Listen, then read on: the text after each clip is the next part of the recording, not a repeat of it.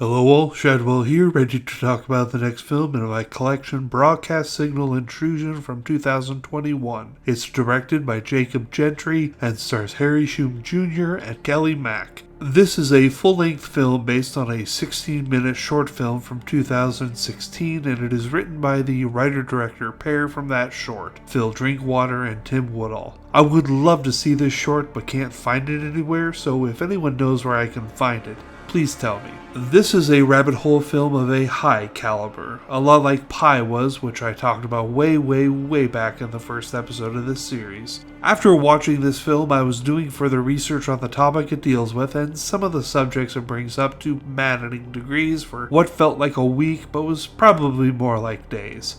The only difference between this and my rabbit hole experience post-Pi is that information is much more easier to access on the internet now, which is both a blessing and a curse. A blessing because you can find just what you're looking for fairly easily, but a curse because you can find just what you're looking for fairly easily. In this film, Harry Shum Jr. plays a video archivist in 1999 whose job it is to transfer a network's back catalog of programming from tapes to DVD, which was still in its infancy back in 1999 when this film is set. Which is so important because that year was before the internet was as easy as it is today, and many forms of physical media was still important, like VHS, Betamax, and the like. One night, doing his job, he comes across a broadcast signal intrusion where someone hacked the network's feed and put on a creepy-looking program of a robot in a human female mask doing creepy things for several seconds before it goes back to the network's normal feed. This starts out Harry Shum Jr.'s character's own rabbit hole as he obsessively sets out to solve the mystery of what it all means. I'm going to leave the rest of the plot blank because it goes to some very weird, very surprising, very interesting places, and I think you'd much rather experience it for yourself. Unfortunately, the film paints itself into a corner in the last 15 minutes when it goes completely up its own ass and falters a bit trying to stick the landing, which is unfortunate, but happens.